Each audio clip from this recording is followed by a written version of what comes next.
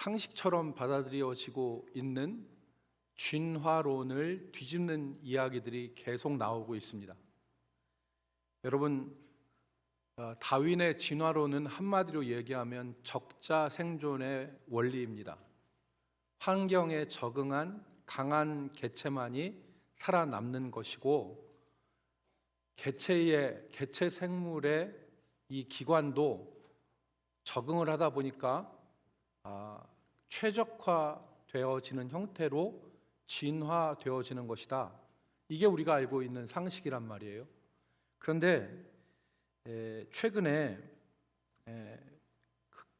이러한 진화론을 뒤집는 얘기가 나왔는데, 대표적으로 그 파리 사회과학고등연구원의 교수로 있는 다니엘 밀로라는 사람이 굿 이너프라고 하는 책을 썼습니다.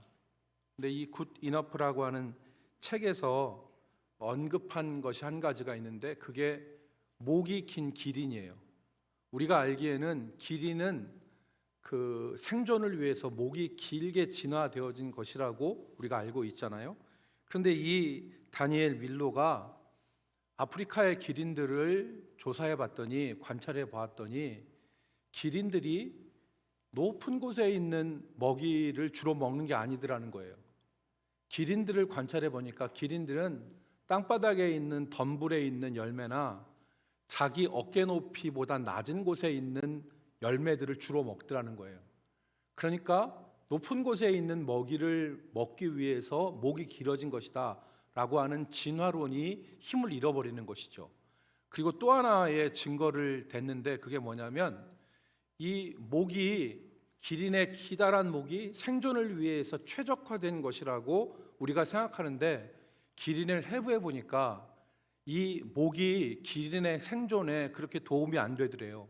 왜냐하면 기린의 이 혈액을 머리까지, 높은 머리까지 올려 보내기 위해서는, 여러분, 우리의 심장이 펌프질을 해서 피를 우리 온몸 구석구석에다 다 보내는 거잖아요. 그런데 기린은 이 길다란 목 끝에 있는 머리에까지 피를 뿜어 올리기 위해서 심장이 기형적으로 거대해졌다는 거예요. 그리고 강한 놈만 살아남는다, 이게 틀렸다는 겁니다. 왜냐하면 아프리카 기린들을 조사해 보니까 가뭄 때 어떤 어린 기린들이 주로 죽느냐 살펴봤더니 약하고 비리비리한 게 죽는 게 아니래요. 키가 크고 몸집이 크고 강한 수컷 기린이 제일 많이 죽더라는 거예요. 그러니까 약육강식 그리고 적자생존, 이것이 결코 옳은 얘기가 아니다라고 하는 것이 굿 이너프라고 하는 책에서 다니엘 밀로가 밝힌 이론입니다.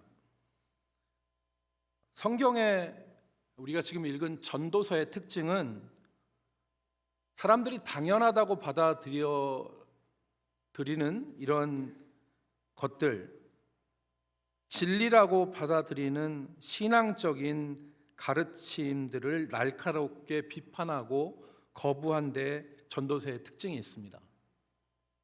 우리가 오늘 읽은 전도서 1장 1절부터 11절까지는 전도서의 서론인데, 이 서론만 읽어도 우리는 전도서의 기자가 비판적인 사람이라는 것을 느낄 수가 있습니다. 오늘 전도서 기자가 말하는 것이 무엇입니까? 전도서의 처음부터 끝까지 전도서의 기자가 말하는 것은 인생의 모든 수고가 헛되다는 것입니다. 더 나아가서 인생조차도 헛된 것이다.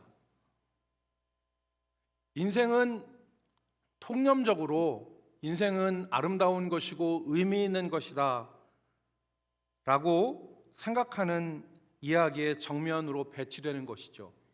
그래서 오늘 우리가 읽은 전도서 1장 2절, 이번 주 요절 말씀인데 우리 한번 같이 읽어볼까요? 같이 읽겠습니다. 전도자가 시작. 전도자가 이르되 헛되고 헛되며 헛되고 헛되니 모든 것이 헛되도다. 아멘. 모든 것이 헛되다는 거예요. 이것이 어떠한 안 좋은 일을 당해서 그냥 입에서 나온 푸념 정도의 헛되다는 얘기가 아니라, 전도자는 인생이 헛된 것을 조목조목 이야기했습니다. 첫 번째는 왜 인생이 헛되냐? 인생은 영원하지 않고 일시적인 것이기 때문에 헛되다고 얘기했습니다. 인생이 영원한 것이 아니다. 4절 말씀을 여러분 보십시오. 한 세대는 가고 한 세대는 오되 땅은 영원히 있도다. 세대가 오고 가는데 땅은 영원히 있지만 세대는 순간적으로 지나가는 것뿐이다. 5절과 6절 말씀에 보니까 해는 뜨고 해는 지되 그 떴던 곳으로 빨리 돌아가고 바람은 남으로 불다 북으로 돌아가며 이리 돌며 저리 돌아 바람은 그 불었던 곳으로 돌아가고, 해와 달이 영원하지 못하고 일시적으로 왔다 사라지는 것처럼 인생도 그렇게 영원하지 않고 일시적인 것이라는 것입니다. 두 번째, 인생은 완전하지 않다는 것입니다. 인생에 있어서는 어떤 것을 만족시킬 수 있는 완전함이 인생에는 없다는 것이죠.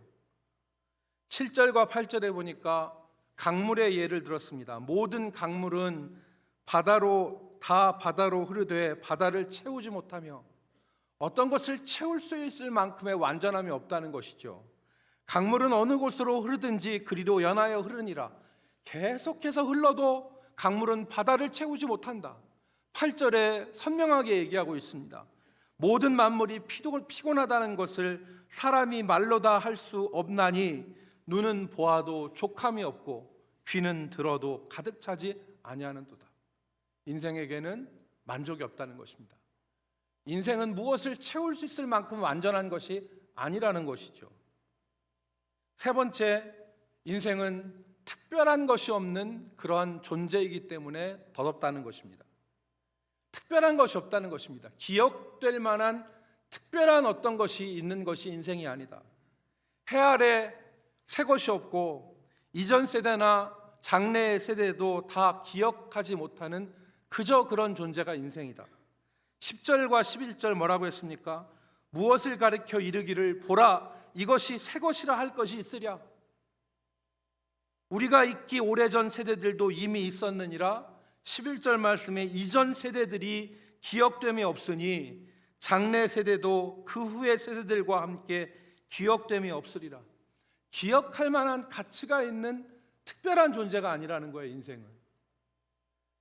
그러므로 모든 것이 헛되고 헛되니 모든 것이 헛되다고 얘기하는 것입니다. 여러분, 여기서 헛됨이라는 말은 히브리 말로 헤벨이라는 말인데, 이 헤벨이라는 말의 뜻은 숨이라는 뜻입니다. 우리가 호흡하면서 한번 내쉬는 숨, 이것이 짧고 순간적이고 곧 사라지는, 그것을 헤벨이라고 얘기하는 것입니다. 인생은 그와 같다는 것입니다. 숨을 내쉴 때 그 숨이 짧고 순간적이고 덧없고 무의미하고 사라져버리는 것이 인생이라는 것입니다.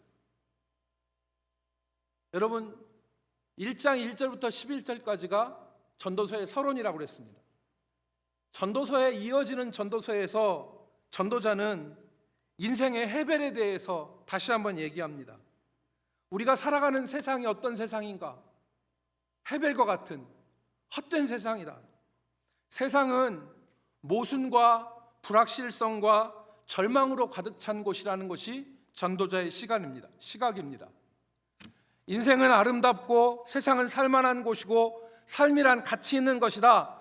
이런 통념을, 이런 상식을 뒤집어 엎어버리고 교회 안에서 은혜로 받아들이는 신앙적인 가르침조차도 부정해버립니다. 예를 들어 이런 것이죠. 여러분, 전도서 3장 16절 말씀에 보면 또 내가 해 아래에서 보건대 재판하는 곳 거기에도 악이 있고 정의를 행하는 곳 거기에도 악이 있도다. 다 정의사회 구현하자고 하고 좋은 일 한다고 하지만 재판하는 곳에도 악이 있고 정의를 행하는 그곳에도 악이 있다. 전도서 4장 2절 말씀에 보니까 이렇게 얘기했습니다. 그러므로 나는 아직 살아있는 산자들보다 죽은 지 오랜 죽은 자들이 더 복되다 하였으며, 산자보다 죽은 자가 더 낫다는 거예요. 그런데 3절 말씀에 보면 이 둘보다 아직 출생하지 아니하여 해 아래에서 행하는 악한 일을 보지 못한 자가 더 복되다 하였노라. 산 자보다 죽은 자가 더 복되고, 이 둘보다 아직 태어나지 않아서 세상에 악을 보지 않는 자들이 더 복되다는 것입니다. 7장 15절 이렇게 말씀합니다. 내 허무한 날을 사는 동안 내가 그 모든 일을 살펴보았더니 자기의 의로움에도 불구하고 멸망하는 의인이 있고 자기의 악행에도 불구하고 장수하는 악인이 있으니, 선을 행하면 복을 받아요, 정직하면 하나님께서 형통케 하세요. 이게 맞는 말이지만 세상은 그렇지 않을 수 있다는 것을 전도자는 깨닫고 발견한 것입니다. 전도서는 이런 고민들로 가득 차 있는 책입니다. 전도자는 믿는 척하지 않습니다. 믿어지지 않지만 믿는 것처럼 그렇게 믿는 척하지 않습니다. 여러분, 욥을 여러분 아시죠? 이유 없는 고난을 받았던 욥, 친구들이 뭐라고 합니까? 아니 땐 굴뚝에 연기나는 거 봤냐? 네가 하나님 앞에 죄를 지었으니 하나님 너한테 이런 고난을 주시는 거 아니냐?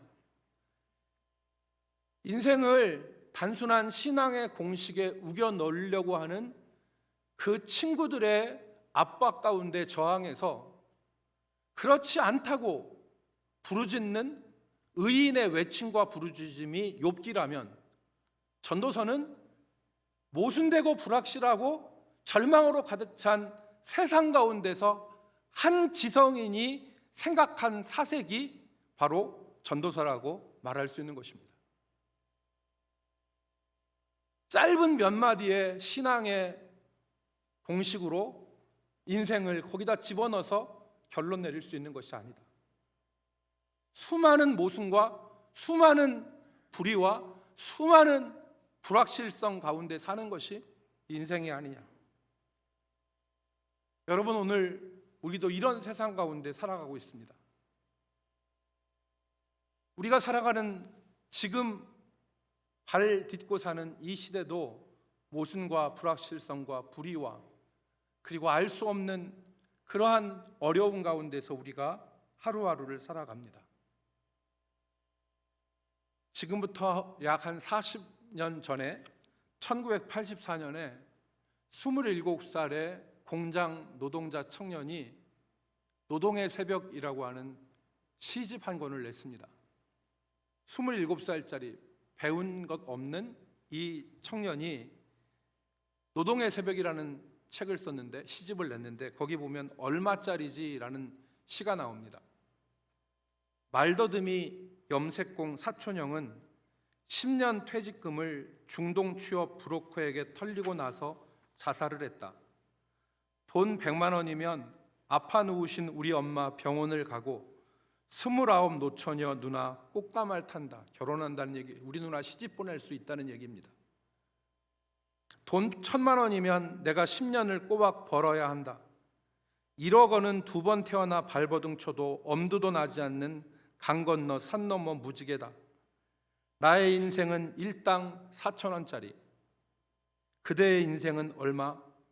우리 사장님은 하룻밤 술값이 100만 원이라는데, 강아지 하루 식대가 5,000원이라는데, 3,000억을 쥐고 흔든 여장부도 있다는데, 염색공 사촌형은 120만 원에 자살을 하고 16 우리 동생 공장을 가고, 오, 우리의 인생, 우리의 사랑, 우리의 생명은 얼마. 여러분, 40년 대한민국만 아니라 지금 우리 사회에도 이런 모습들이 있죠. 점심 먹을 시간이 없어서 컵라면으로 끼니를 때우고 쇠 빠지게 일하는 계약직 근로자도 있고, 빈둥거리며 노닥거리며 고액 연봉 받는 정규직도 있습니다.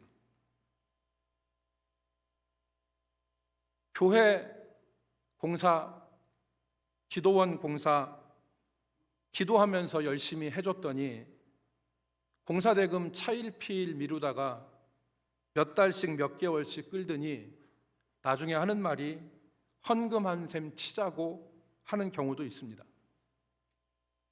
믿음으로 살아보겠다고 새벽 예배에 나오는데 새벽 예배에 나오는 길에 교통사고 나서 고생하는 경우도 있고, 자동차 사고 낸 가해자 딱한 사정 봐주겠다고 일찍 합의해 줬는데 합의하고 난 이후에 몸이 아픈 증상이 발생해서 고생하는 경우도 있습니다. 믿었던 사람에게 배신당하고 의지했던 사람에게 버림당하는 일도 허다합니다. 우리도 장담할 수 없는 모순 가운데, 불확실한 세상 가운데서 우리가 살아가고 있습니다. 여러분, 1955년에 스위스 알프스 산 한 기슭에 프란시스 셰퍼라고 하는 한 신학자, 유명한 장로교회 목사님이 불어로, 프랑스어로 피난처라고 하는 라브리 공동체를 알프스산 기슭에 세웠습니다. 지금은 세계 11곳에 우리 한국을 포함해서 이 라브리 공동체가 있는데, 인생의 고민, 신앙적 고민, 이것들을 가지고 있는 사람들을 받아들여서 그 안에서 내세운 모토가 정직한 질문에 정직한 대답, 얼버무리고 얼렁뚱땅 넘어가고 아닌 걸 긴 것처럼 얘기하면서 말아버리는 그런 게 아니라 정직한 질문에 정직한 대답을 하고자 라브리 공동체를 세웠습니다. 정직함은 이해의 기초다. 정직함은 변화의 기초고 정직함은 성장의 기초라고 얘기했습니다. 정직해야 이해할 수 있는 것입니다. 모르는 걸 아는 것처럼 아는 척하면 사람은 이해하지 못합니다. 모르는 걸 모른다고 정직하게 얘기하지 알게 되어지는 것이고, 모르는 걸 모른다고 해야지 변화의 기초가 생기는 것이고 성장의 기초가 생기는 것입니다. 그런 의미에서 전도서는 귀한 책입니다. 그런 의미에서 전도서는 정말 현실을 얼버무리지 않고, 현실을 외면하지 않고, 현실에서 그런 척하지도 않습니다. 이런 고민들이 전도서에 다 가득하고, 그러나 전도서는 그런 것만 있는 것이 아닙니다. 이 정직함을 가지고 전도자가 세상을 바라보니까 전도자가 발견한 것이 있었습니다. 그것이 오늘 우리 설교의 제목처럼 허무한 세상 가운데 발견한 진리가 있었던 것입니다. 이 허무한 세상 가운데 이 전도자가 발견한 진리는 빛나는 보석과 같은 것이었어요. 그것이 무엇이었냐면 첫 번째는 하나님의 신비였습니다. 하나님의 신비. 지혜자나 우매자나 다 일반이고 해 아래서 수고하는 것이 바람 잡는 것과 같이 헛될 뿐이지만, 그런 세상 가운데 보석처럼 빛나는 변치 않는 것이 있는데, 그게 바로 뭐냐면 이 세상을 지탱하는 하나님의 신비였습니다. 전도서 3장 14절에서 전도자는 영원한 것을 말하기 시작했습니다. 전도서 3장 14절 말씀을 보시면 하나님께서 행하시는 모든 것은 영원히 있을 것이라. 전도자가 지금 말하는 거예요. 모든 것이 다 해가 떴다 지는 것과 같이, 바람이 불고 이리저리 불다가 사라지는 것 같이, 그리고 한 세대가 가고 한 세대가 오고 한 세대가 가는 그러한 일시적인 이 세상 가운데서 잠깐 마치 내쉰 숨이 하고 있으면 순간 있다가 사라지는 것 같은 일시적인 세상 가운데 영원한 것이 있음을 발견했는데, 그것이 뭐냐면 하나님이 하시는 일이라는 것입니다. 전도서 3장 14절 다시 보십시다. 하나님께서 하시는 일을 보라.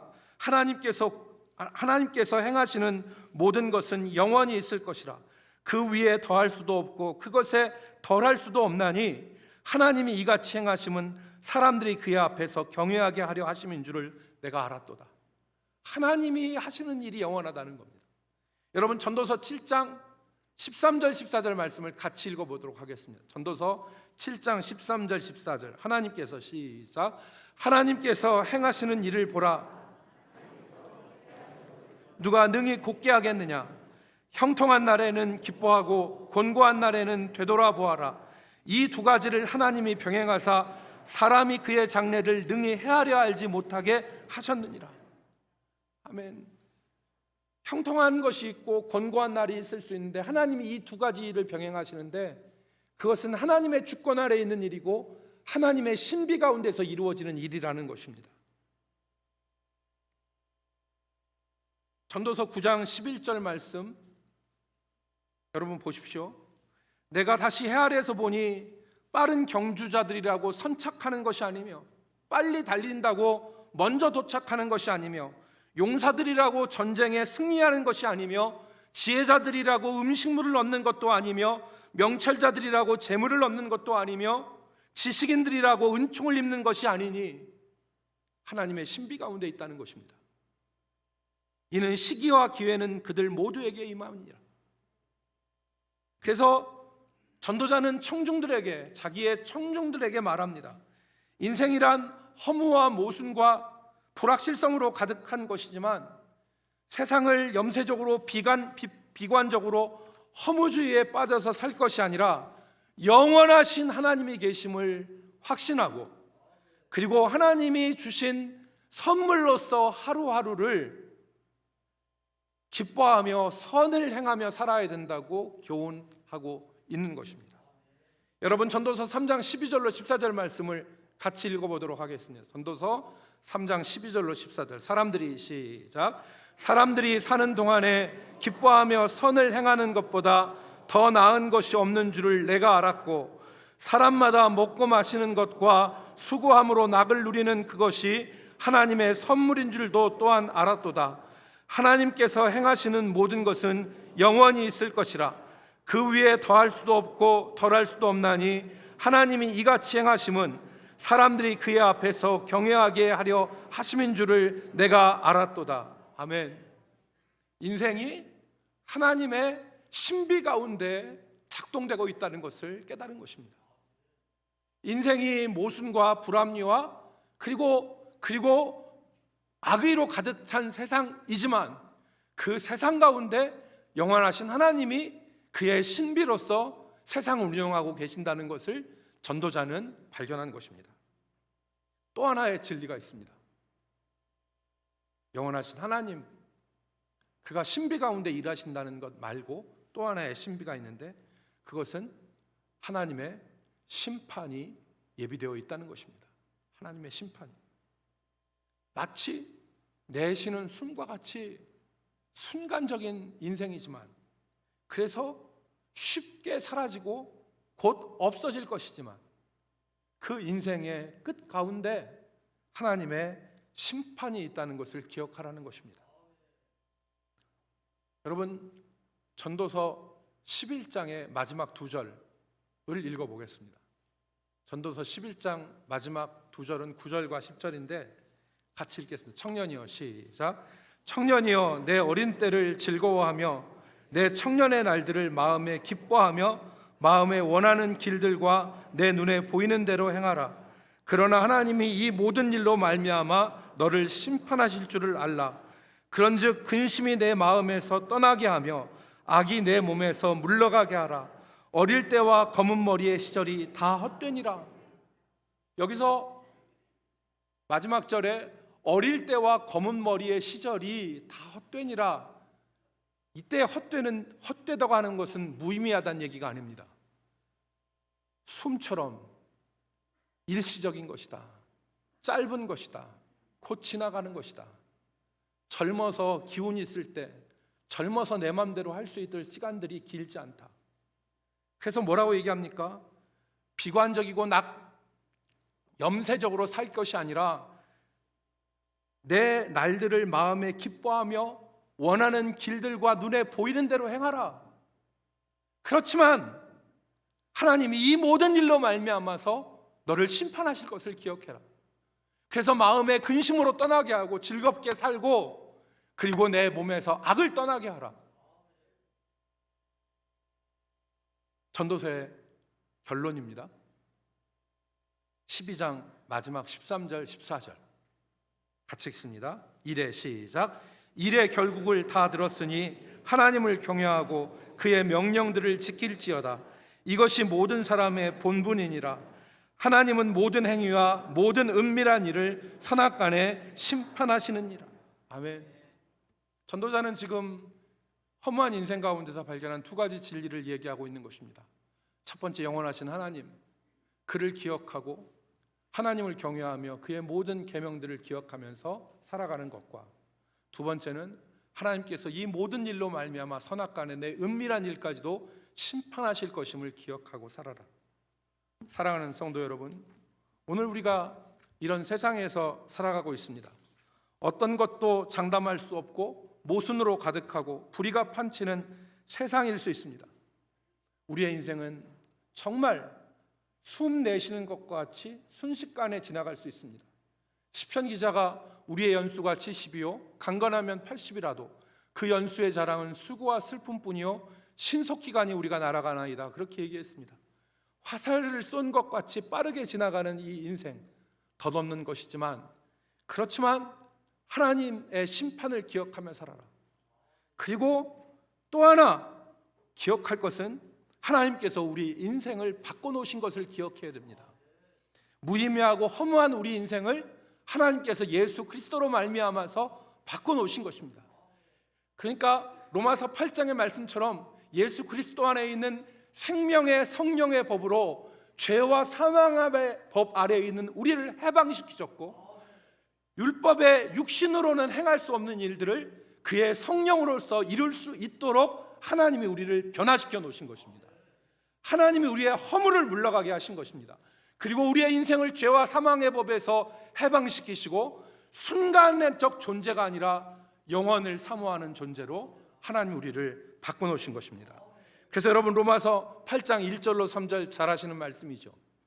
뭐라고 기록됐습니까? 그러므로 이제 그리스도 예수 안에 있는 자에게는 결코 정죄함이 없나니 이는 그리스도 예수 안에 있는 생명의 성령의 법이 죄와 사망의 법에서 너를 해방하였습니다. 인생 가운데 있는 허무와 저주를 물러가게 하신 것이죠. 예수 그리스도 안에 있는 성령의 생명의 법으로, 생명의 성령의 법으로 우리의 인생을 허물을 물러가게 하신 것입니다. 그리고 3절, 율법이 육신으로 말미암아 연약하여 할 수 없는 그것을 하나님은 하시나니 그랬어요. 4절로 넘어가겠습니다. 우리가 율법의 육신으로 연약하여서 할 수 없는 것을 4절, 육신을 따르지 않고 그의 영을 따라 행하는 우리에게 율법의 요구가 이루어지게 하려 하십니다. 하나님이 우리의 인생을 바꿔놓으셨다는 것입니다. 그리고 우리 인생을 존귀하게 하셨습니다.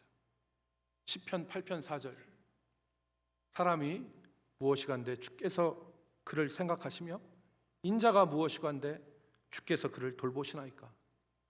그를 하나님보다 조금 못하게 하시고 영화와 존귀로 관을 씌우셨나이다. 우리 인생을 숨 쉬면 없어지는 허무한 것이 아니라 하나님보다 조금 못하게 하신 존귀와 영화로 관을 씌우신 것입니다. 그러므로 여러분, 하나님이 주신 날들을 허무와 비관과 체념과 절망 가운데서 보내지 마시고 하나님이 주신 날들을 하나님을 경외하며 심판을 기억하며 기쁘고 즐겁고 감사함으로 살아가는 우리 성도가 되기를 주의 이름으로 축복합니다. 여러분, 하나님의 자녀라고 해서 모든 것이 잘 되고 모든 것에 대한 답을 가지고 있어야 되는 것은 아닙니다. 하나님의 자녀라고 해서 모든 것이 잘 되고 모든 것에 대한 답을 가지고 있어야 되는 것이 아닙니다. 우리는 하나님의 신비를 다 헤아려 알지 못합니다. 하나님이 하시는 일을 우리는 다 알 수 없습니다.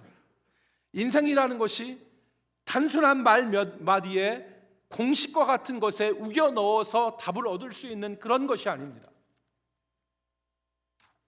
자기의 의로움에도 아까 말씀드린 대로 불구하고 멸망하는 의인이 있고 자기의 악행에도 불구하고 장수하는 악인일 수 있는 것입니다.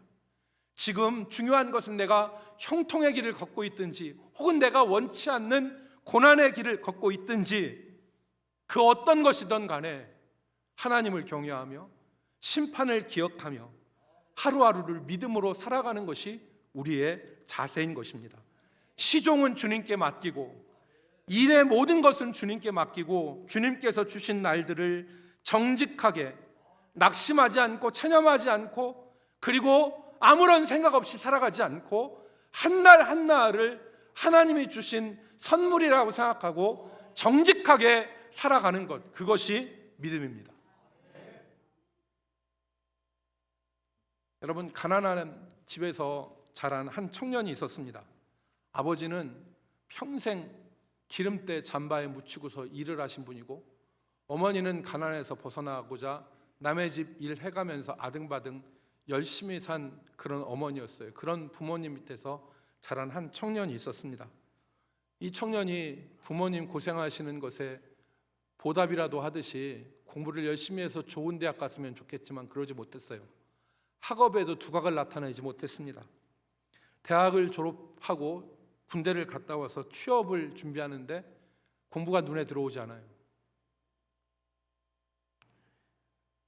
군대 갔다 오고 대학 졸업해서 부모님한테 손 벌려서 용돈 타는 것이 하도 죄송해서 이 청년이 알바를 했어요. 편의점에 들어가서 편의점 알바를 했는데 이틀 만에 잘렸습니다. 그 편의점 간단한 업무 하나 제대로 못한다고 사장이 나가라고 해서 이틀 만에 잘렸어요. 자기의 신세가 너무나 비관적이었습니다. 고등학교 때 자기 선생님이 한 말이 기억이 났어요. 너는 도대체 아는 게 뭐냐? 대학 때 자기 선배가 자기한테 한 말이 기억이 났습니다. 너 때문에 동아리 발표 망쳤어. 꺼져. 그리고 편의점 사장이 한 말이 귀에 쟁쟁했어요. 그것도 못하냐? 나가.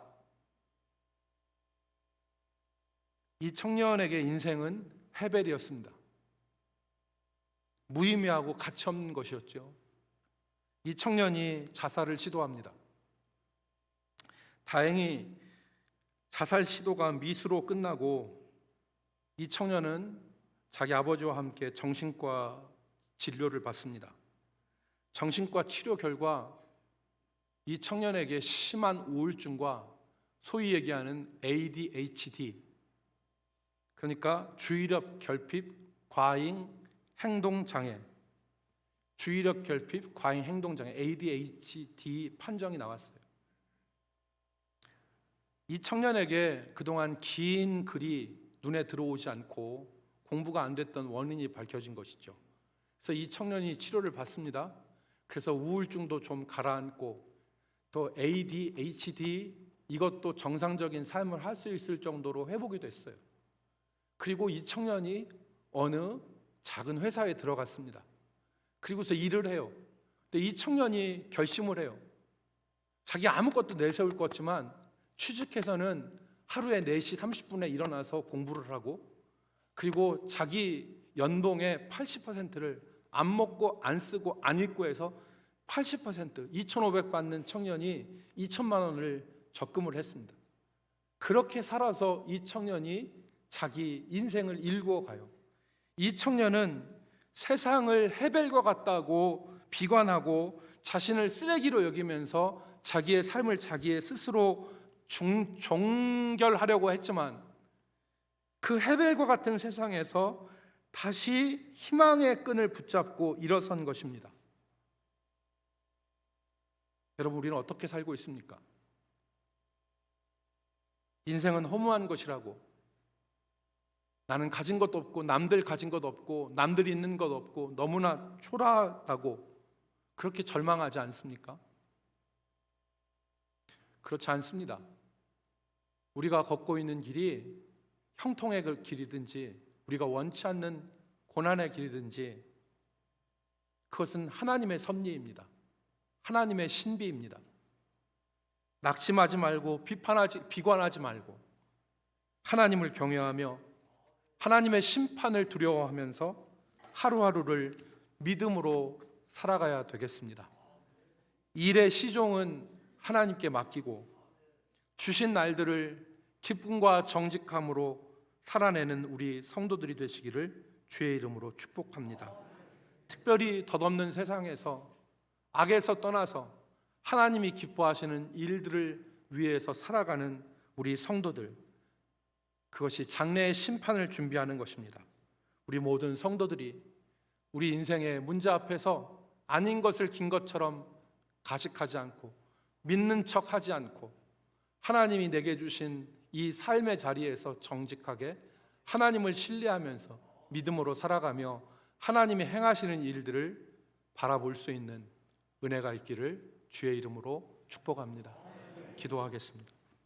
거룩하신 하나님, 연약한 우리를 붙들어 주시고 답을 알 수 없고 답을 낼 수 없는 인생의 문제들 가운데서 우리가 하나님을 의지하여 살아가는 믿음을 허락하여 주시옵소서.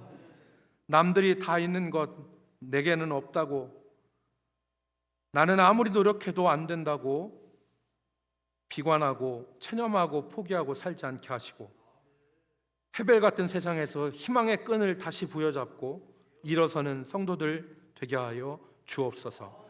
예수님의 이름으로 기도 올리옵나이다. 아멘.